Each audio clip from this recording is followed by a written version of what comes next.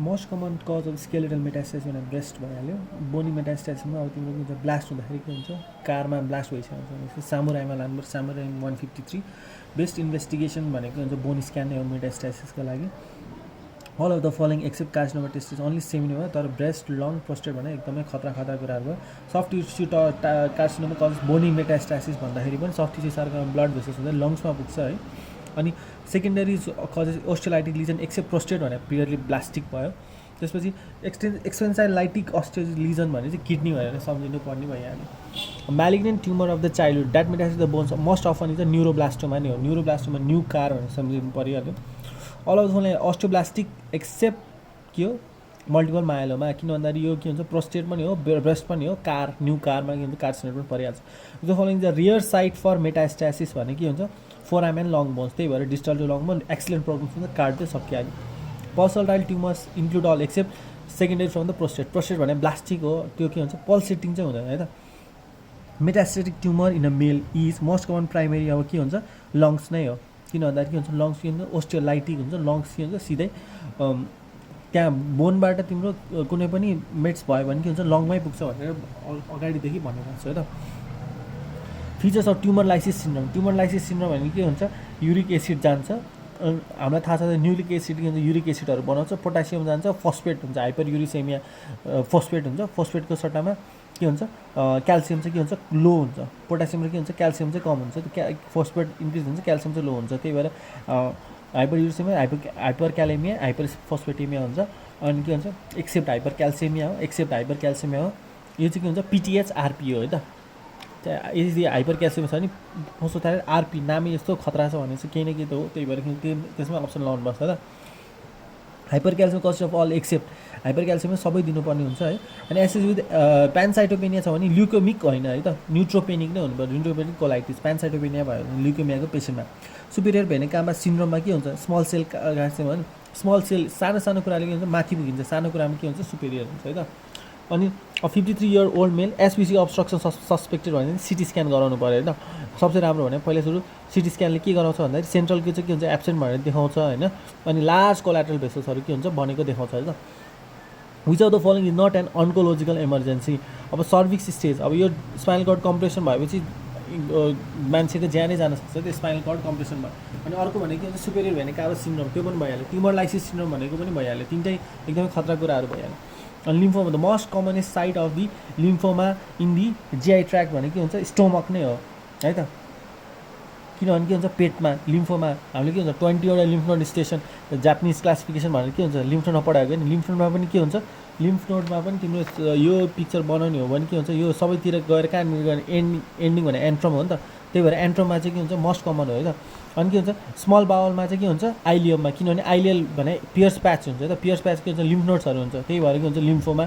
आइलियममा हुन्छ in neuroblastoma the most common presentation is lytic lesion in the skull with suture डायस्टासिसहरूले गर्दाखेरि हुन्छ है त lytic lesion in the skull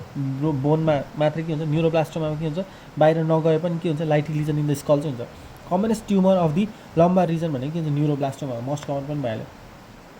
Sentinel lymph node भनेको के हुन्छ कार्सिनोमा ब्रेस्टमै लिने हो अब यो पनि पोजिसनिङ गरेर के यहाँबाट हेरेर यहाँबाट गर्ने भनेको सेन्टिनल लिम्फ नोड बायोप्सी नै हो which of the following technique हो पनि के सेन्टिनल लिम्फ नोड बायोप्सी नै गरेको हो होइन त्यसपछि true about Sentinel lymph node biopsy blue die inject गर्छ मिथाइलेट ब्लू इन्जेक्ट गर्छ होइन रेडियोएक्टिभ डाई युज गर्दैन है रेडियोएक्टिभ डाई युज गर्दैन सेन्टिनल लिम्फ नोड बायोप्सीमा अनि अर्को भने सेन्टिनल मोस्ट युजफुल फर अब यहाँ कार्सिनोमा ब्रेस्ट भयो कार्सिनोमा ब्रेस्ट हान्नु त अब अर्को भने के हुन्छ भल्भा भनेको पनि के हुन्छ यस्तै के हुन्छ सुपरफिसियल तलतिर के हुन्छ सुपरफिसियल हुन्छ नि होइन भल्भा बी यहाँनिर त्यही भएर क्याल्सियम भल्भा है त sentinel lymph node biopsy is done in all except colon ब्रेस्टमा गर्छ मेलानोमा गर्छ पेनिसमा पनि इन्गाइनल लिम्फ नोड्स हुन्छ त्यही भएर गरिन्छ कार्सिनोमा कोलोनमा गर्दैन upper GI malignancy from the lower oesophagus columnar इपिथेलियमदेखि हुन्छ ब्यारेट्स सम्झिनु पऱ्यो भने ब्यारेट्स के हुन्छ कोलोनर मेटाप्लेजिया हुन्छ म्युकोसल डिसेक्सन गऱ्यो भने एसोफेजियल कार्सिनोमा डिस्टिङ्ग्विस गर्न सकिन्छ त्यसबाट के हुन्छ तानेर हेरिसकेपछि इम्युनोगाइडेड सर्जरी भनेको चाहिँ क्याल्सियम कोलोनमा किनभने इम्युनोगाइडेड सर्जरी भनेको यो पेट भयो भने पेटबाट यस्तो टोका जस्तो छिराएर नापेर अनि त्यसपछि इम्युनोगाइडेड सर्जरी गर्ने हो स्पोन्टेनियस रिग्रेसन केमा हुन्छ भन्दाखेरि जो चाहिँ अब सुशान्त सिंह राजपूत सम्झ अब जो चाहिँ आफ्नो दममा आएको हुँदैन चोरेर आएको हुन्छ कोरियो कार्सिनोमा या त के हुन्छ चोरेर भनेको रेनल कार्सिनोमा, या त तिम्रो के भन्छ माल पैसाबाट मालिग्नेन्ट मेलानोमा, या त तिम्रो त्यस्तो न्युबर्न स्टारहरू के नयाँको न्युरोब्लास्टोमा, जुन चाहिँ आँखाका ताराहरू हुन्छ नि रेटिनोब्लास्टोमा, तिनीहरू चाहिँ के हुन्छ छिट्टै के हुन्छ आफै रिग्रेस भएर जान्छ। अब यो कोरिया कार्सिनोमा पर्छ होइन, मालदार भयो न्युरोब्लास्टोमा न्यू स्टारहरू के हुन्छ हराएर गइहाल्छ। ओस्टियोसार्कोमा भने होइन, spontaneous regress tumour malignant melanoma neuroblastoma renal cell carcinoma, त्यो अघि नैको याद गर्ने। ट्युमर नोन टु रिग्रेसिभ, यसमा पनि के आयो न्युरोब्लास्टोमा रेटिनोब्लास्टोमा आयो। अनि most radio resistant phase radio resistant है त लेटेस्ट हुन्छ नि त, लेटेस्ट भनेको कुरा सधैँ के हुन्छ रेजिस्ट गर्छ है त, एसटी लेटेस्ट, त्यही भएर के हुन्छ लेटेस्ट भनेको छ रेजिस्टेन्ट है त, रेजिस्टेन्ट लेटेस्ट। अब अलग प्योर बिटा एमिटर्स एक्सेप्ट अब सामारियम भनेको के हुन्छ ब्लास्टोमामा ब्लास्ट हुँदै जाने हो नि त, बिटा इमिट गर्ने होइन ब्लास्टै गर्दैन, सामारियमले पुरै उडाइदिने हो है त। अनि सिस्टमिक न्युक्लियोटाइड एक्सेप्ट इरिडियम, इरिया हान्यो भने सबलाई इरिया हान्यो भने त्यो के हुन्छ कहिले पनि उभो लाग्दैन, त्यहीँनिर लोकल बस्छ, तर फोस्फोरस फुसफुस गर्दै उड्दै जान्छ, स्ट्रङ भयो भने सबलाई हेपेर पनि लान सक्छ। सामारियम भन्यो नि पानीमा सुई जान सक्छ सामारियम, त्यही भएर iridium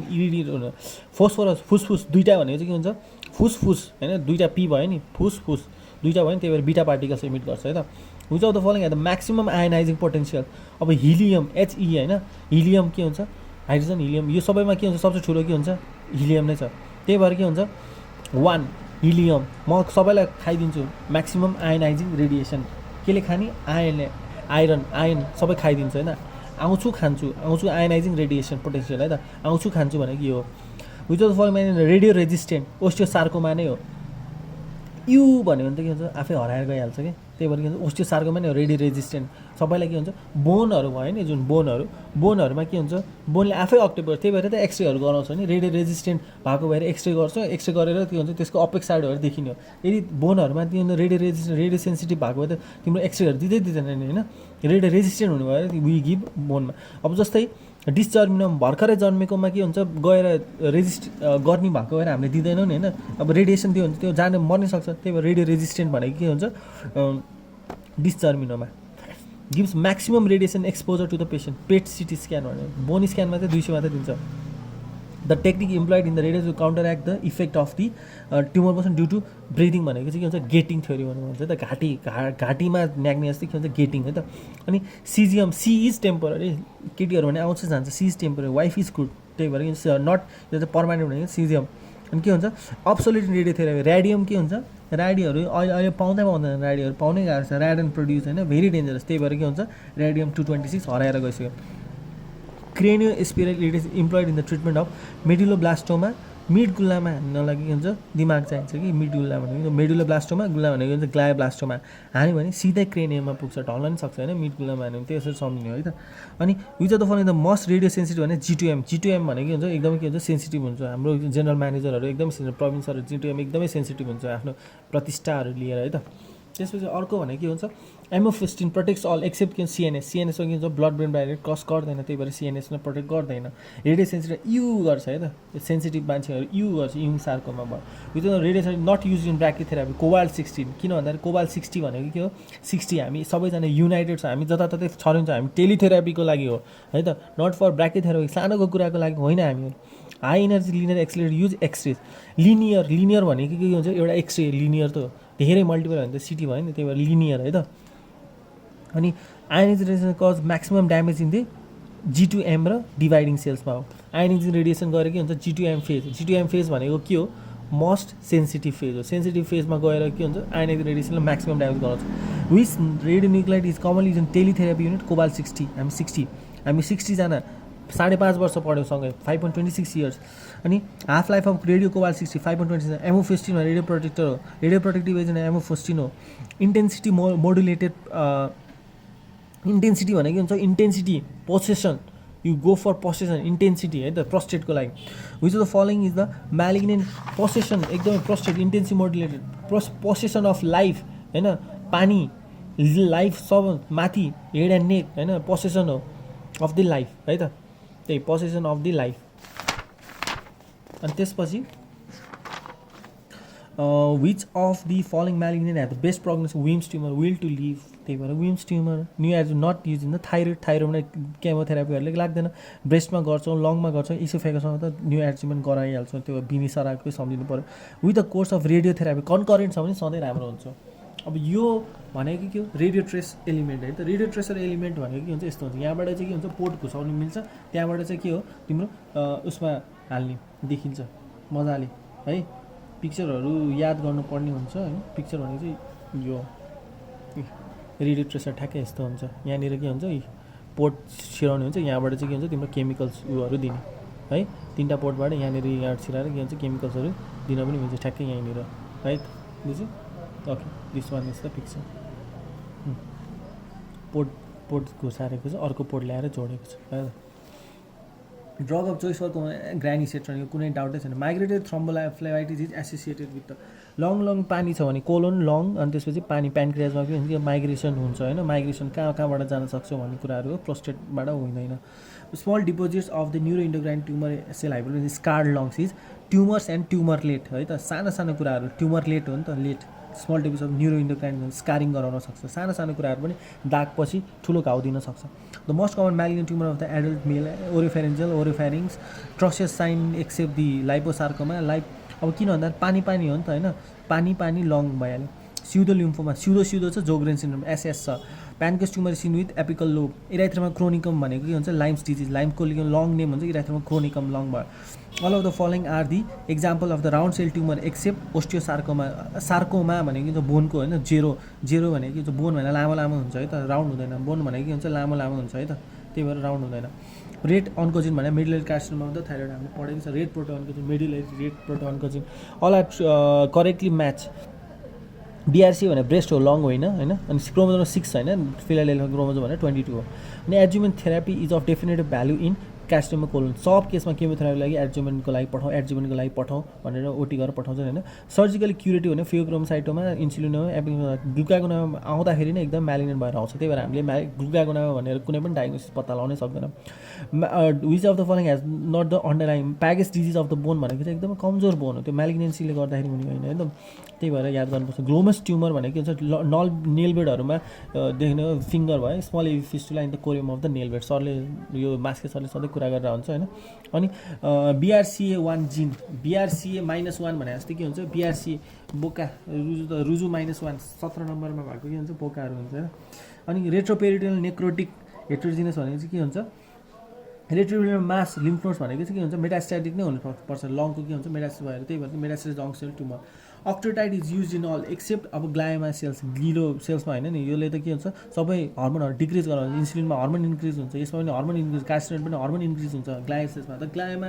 features of the hamartoma benign हो म्यालफर्मेसन मस्टली असिम्टोमेटिक हुन्छ मस्कम ट्युमर ओरल क्याभिटीमा एकान्थोसिस नाइग्रिकेन्स भने internal malignancy of the all cells हो है त all of the above internal malignance acanthosis nigricans भनेको चाहिँ के हुन्छ इन्टरनल म्यानिफेस्टेसन हो क्या सबैको smoking is a risk factor for all except gall ब्ल्याडरमा चाहिँ हुँदैन गल डजन्ट स्मोक भनेर सम्झिनु पर्यो most common non Hodgkin lymphoma of the orbit आँखा भनेको हुन्छ दुईवटा हुन्छ बी के बी लिम्फोसाइट बी हेर्नको लागि है त बबिता कविता सविता सबै बी हेर्नको लागि के हुन्छ B cells lymphoma of the orbit आँखा हेर्नको लागि बी चाहिन्छ most common malignant chest cell tumour भनेको के हो अब मोस्ट कमन बी कमन नै हो अनि के हुन्छ reddish firm swelling which bleeds on touch in 20 years old female भनेको के हुन्छ पाइजेनिक ग्रानुलोमा भनेको के हुन्छ ऊ भइहाल्छ है त most common malignant chest वालको tumour अब चेस्ट छातीमा कुन ट्युमर हुन्छ त 117 मा हेर्ने हो भने chest cell tumour most common is the chondrosarcoma किन भन्दाखेरि के हुन्छ chondrosarcoma most common primary chest wall malignance as with chondrosarcoma they usually arise anterior है त एन्टेरियर टु द कोस्टोकोन्ड्राइटिस सबसे बढी के हुन्छ छातीमा के हुन्छ चेस्टहरू नै हुन्छ कोस्टोकोन्ड्राइटिसहरू नै लिएर आउँछ कोस्टोकोन्ड्रोमा नै हो है त